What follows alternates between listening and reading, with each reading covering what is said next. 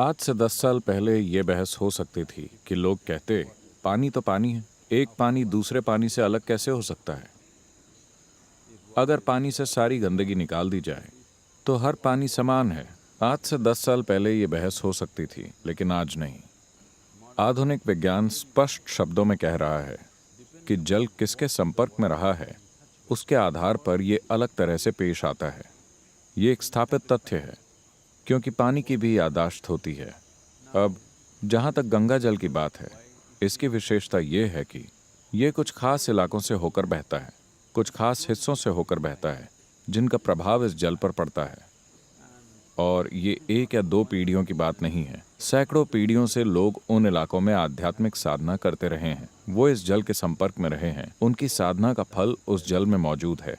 सुंदरलाल बहुगुणा लोगों के सामने इसे साबित करते रहे और अपनी जान भी दे दी। बदकिस्मती से कोई खास नतीजा नहीं निकला।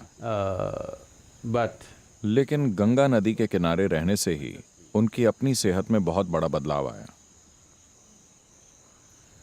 now अब क्या ये केवल भावना है? नहीं। लेकिन साथ ही क्या गंगा में आज भी वही पानी है जो पहले हुआ करता था? नहीं, क्योंकि आज जो पानी आप पी रहे हैं उसे 2-3 जगहों पर बांधों से रोका जाता है, और एक जगह पर तो बांध में बहुत देर तक रोका जाता है और फिर छोड़ा जाता है। बदकिस्मती से अब इसमें वो बात नहीं रही। ये एक चीज हमें नहीं करनी चाहिए थी। अगर हमें बिजली चाहिए थी तो इसके कई दूसरे तरीके हैं। ये एक चीज हमें नहीं करनी चाहिए थी, क्योंकि गंगा में एक विशेष गुण हुआ करता था। अब हमने हिमालय में गंगा के ऊपर एक बांध बना दिया है, जिसकी कोई जरूरत नहीं थी, बस थोड़ी सी बिजली बनाने के लिए। वैसे भी हिमालय से जो गाद या तलछट आता है, उसकी वजह से कुछ ही समय में ये सारे बांध भर जाएंगे। आने वाले 20-25 सालों के अंदर ये बांध किसी काम के नहीं रहेंगे। गाद को निकालने के लिए बड़े पैमाने पर तल की खुदाई करनी होगी, और आप इस गाद को कहाँ डालेंगे? हम किसी भी बांध से ठीक से साफ नहीं कर पाए हैं। महानदी के ऊपर बना हीरा कुंड बांध वगैरह सारे भरे पड़े हैं। वो बेकार हो गए हैं, क्योंकि उनमें इतना सारा गाद भरा हुआ है।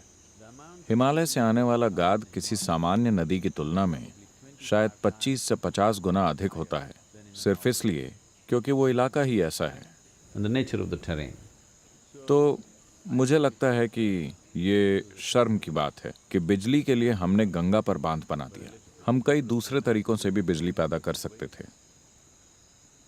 ठीक है, लोगों को बिजली की जरूरत होती है तो मैदानों में हमने किया है, पर वो एक नदी जो इस देश की चेतना है, हम उसे तो अकेला छोड़ सकते थे। आज गंगा नदी में आने वाला ज्यादातर पानी सुरंगों से होकर गुजरता है।